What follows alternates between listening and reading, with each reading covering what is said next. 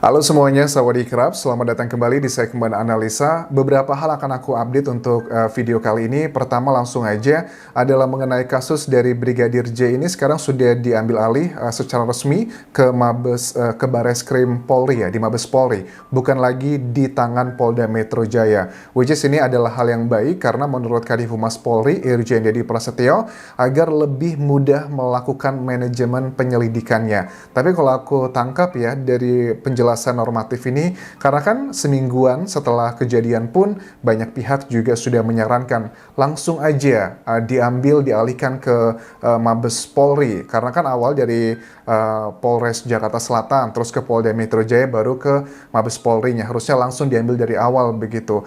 Ini kalau menurut Pak Susno Duaji sih pada saat memberikan komentar kasus ini, yang dinilai beliau tuh sebenarnya cukup simpel, kasus pembunuhan biasa, tembak atau menembak atau ditembaki, itu juga masih dalam penyidikan. Yang menjadi hambatan terkuatnya adalah hambatan psikologis kalau menurut beliau, karena kejadiannya terjadi di rumah seorang jenderal pejabat Polri yang punya jabatan sangat strategis. Nah, kalau sekarang di Mabes Polri itu kan banyak juga jenderal-jenderal ya di sana, jadi sudah nggak ada lagi keengganan lah dalam menangani kasus ini. Ini aku melihat adalah sebuah langkah yang luar biasa, walaupun Presiden dan juga Kapolri sudah menegaskan untuk dibuka kasus ini seterang benderangnya, sejujur-jujurnya, se-fair-fairnya, tetapi kita nggak bisa menutup mata. Ada beberapa mungkin di bawah-bawahnya yang kita melihat tidak begitu inline, tidak begitu linear. Itu adalah asumsi yang kita dapatkan dari masyarakat karena ada banyak kendala-kendala ini dan itulah.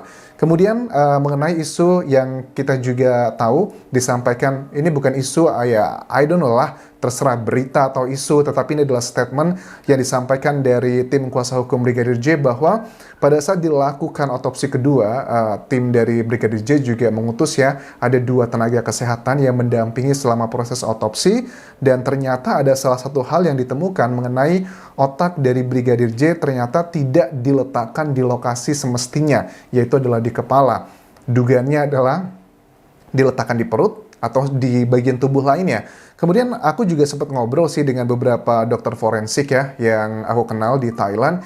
Ya pada umumnya sih harusnya setelah dokter melakukan otopsi ke korban ya itu harus kembali semuanya diletakkan ke tempat semulanya. Tapi ada kemungkinan jika yang dikatakan dari tim kuasa hukum adalah benar, berarti waktunya terburu-buru banget tuh dokter otopsinya, langsung aja yang penting kembalikan ke tubuhnya walaupun tidak di lokasi yang semestinya. Ini juga kita butuhkan kejujuran nih dari tim otopsi pertama. Mudah-mudahan nanti dari Komnas HAM juga akan mengedres isu ini, walaupun ini akan terjadi pro dan kontra, dan lebih banyak yang kontra kalau aku lihatin nanti pada saat seandainya dari dokter otopsi pertama mengakui tidak meletakkan otak dari Brigadir J di tempat semestinya, itu akan menjadi sebuah tanda tanya, kok begitu carelessnya, waktunya sangat terbatas kah? Karena kan kita ketahui juga ya, meninggalnya kan hari Jumat, kemudian di hari Minggu itu sudah diserahkan ya jenazah ke Jambi, artinya kan butuh waktu yang cukup singkat sekali, tetapi adalah hal yang wajar. Aku ngobrol juga dengan sejumlah dokter forensik bahwa otopsi pertama, otopsi itu biasanya memang dilakukan ya nggak nyampe 3 jam, beberapa jam aja lah. Kecuali kalau untuk yang tubuh otopsi yang sudah dimutilasi, itu pasti akan sangat sulit sekali. Dan ini juga terbukti ya, di otopsi kedua kemarin pun, itu dilakukan hanya beberapa jam saja. Kemudian Pak Mahfud MD, Menko Polhukam RI, juga mengadres isu mengenai otopsi itu dibuka datanya ke media massa dan juga ke publik. Karena kan selama ini kita selalu dicekoki bahwa yang namanya hasil otopsi itu harus disampaikan hanya untuk penyidik dan tidak boleh dibuka. Tetapi menurut beliau, aturan yang benar adalah begini, hasil otopsi harus dibuka kalau diminta oleh hakim. Tapi kalau diminta tidak dilarang untuk dibuka. Oh, jadi ini pemahaman kayak terminologi gitu loh, kata-kata. Jadi kita harus paham apa itu maknanya keharusan, kebolehan, atau pelarangan. Jadi tidak ada pelarangan untuk dibuka ke publik dari hakim gitu kan ya, kecuali kalau ada pelarangan baru tidak boleh. Nah, ini menurut aku juga penting, karena alasannya juga menurut beliau, autopsi kedua itu kan dilakukan karena ada keraguan di otopsi pertama. Makanya saya mendukung Ini harus dibuka ke publik agar menjawab keraguan di otopsi pertama. Ya, menurut aku setuju sekali dengan ini ya, karena kita jangan sampai mengorbankan nama baik kepolisian, teman-teman. Karena kalau dugaannya ada oknum-oknum yang terlibat, ya jangan berarti semuanya disamaratakan kan. Jadi itu adalah poin yang menurut aku penting. Selamatkanlah institusinya, jangan hanya oknum-oknum tertentu saja. Nah, kemudian pada saat aku mengulas kembali keterangan dari Ahmad Taufan Damanik, Ketua Komnas HAM, ini adalah bagian yang menurut aku sangat krusial sekali, detik-detik 1 jam sebelum terjadinya tembak-tembakan atau ditembaki tersebut di hari Jumat lalu, teman-teman. Karena kronologi awalnya kan dikatakan begini ya, aku masih ingat banget bahwa dikatakan 15.29 itu hari Jumat lalu, Pak Irjen Verdi Sambo itu tiba di rumah pribadi dari Magelang dengan pesawat. Kemudian 11 menit kemudian itu jam 15.40 istri dan rombongan itu tiba. Rombongan tersebut ada 6 orang menurut Pak Ahmad Taufan, ada Ibu Putri Baradae, Brigadir J, 2 senior staf ADC, dan juga 1 ART. Kemudian rombongan tersebut itu langsung melakukan PCR, kecuali Irjen Verdi Sambo tidak terekam melakukan PCR. Nah, ini sampai sekarang belum diketahui sebenarnya apakah Pak Verdi Sambo melakukan PCR atau enggak. Tapi menurut aku kan kalau secara aturan juga nggak usah khawatir ya. Kalau setahu aku ya di Indonesia kalau kita cuma perjalanan lokal juga nggak PCR pun nggak masalah. Bahkan antigen aja juga boleh. Bahkan sekarang penerbangan internasional pun asalkan kita sudah vaksin 3 kali nggak perlu lagi menunjukkan PCR dan sebagainya. Jadi menurut aku ini adalah bagian yang nggak terlalu fundamental. Tetapi kenapa ini dibahas? Ini adalah untuk mencari tahu alibi yang disampaikan di awal-awal press conference dari Kapolres Jakarta Selatan nonaktif. Apakah benar dikatakan di situ bahwa Pak Verdi pada saat terjadi aksi tersebut ya, yang diduga adalah ada pelecehan dan juga saling tembak, itu Pak Verdi tidak berada di lokasi kejadian dan sedang di luar. Itu kan dikatakan juga sedang melakukan PCR di luar. Tetapi tidak ada keterangan CCTV yang menunjukkan seperti itu. Apakah ini belum lengkap data kita terima atau hanya sebagian-sebagian saja? Ini juga masih menjadi pertanyaan.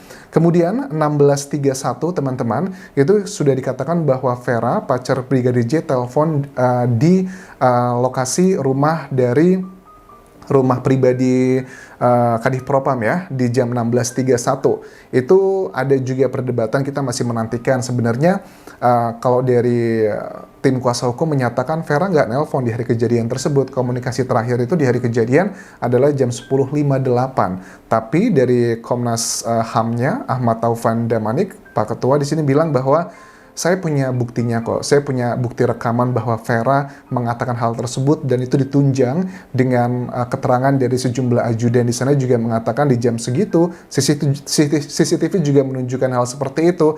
Brigadir J sempat pamitan dulu pada saat lagi ketawa-tawa ngobrol, mengangkat telepon seseorang, yang itu adalah dugaannya adalah Vera. Ini juga penting untuk melihat siapa yang benar, siapa yang salah, karena ini adalah berhubungan dengan fakta, teman-teman. Kemudian 16.37 PCR itu selesai dan rombongan Ibu P pindah ke rumah dinas yang berjarak sekitar 500 meter. Kalau 16.37 lokasinya itu kan 500 meter, naik mobil dengan rombongan, semuanya berangkat ke sana kecuali adalah asisten rumah tangganya nggak ikut, tapi yang lain sama semuanya ikut. 16.37 anggap aja 10 menit, jadi 16.47.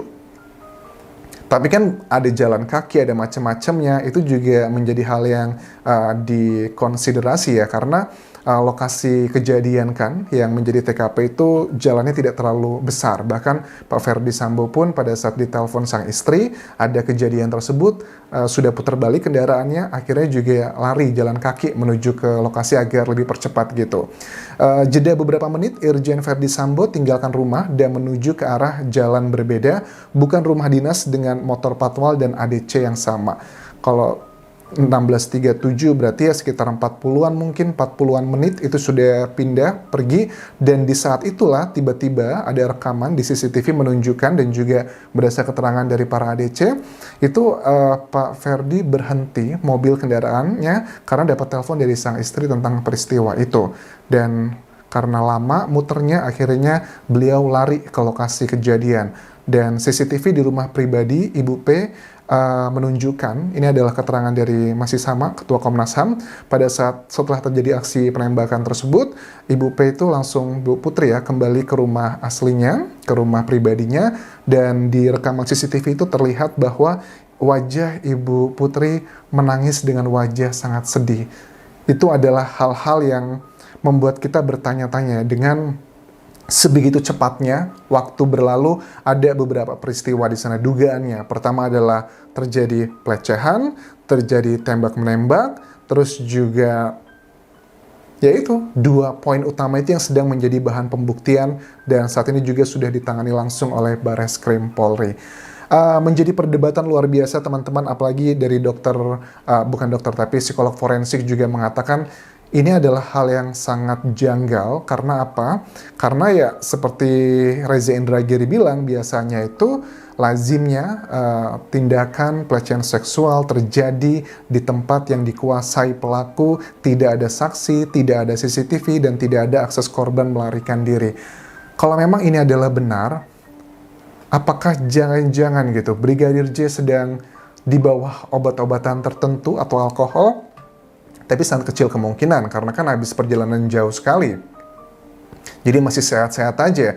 Dan dari otopsi apakah ada hasil yang mengarah ke situ, itu juga belum ada keterangan. Itulah makanya dari Pak Mahfud MD mendorong untuk hasil otopsi itu segera dibuka ke media massa, agar berkuranglah stigma-stigma ataupun juga anggapan-anggapan spekulasi mengenai ini dan itu. Karena memang ini adalah sebuah kasus yang sangat sensitif dan tidak lagi menggambarkan tentang Brigadir J, tapi lebih rasa kayak keadilan lah bagi seluruh masyarakat Indonesia. Itu yang bisa aku update untuk video kali ini. Terima kasih sudah menonton. Sampai ketemu lagi di video berikutnya. Kabun kerap semuanya. Bye-bye.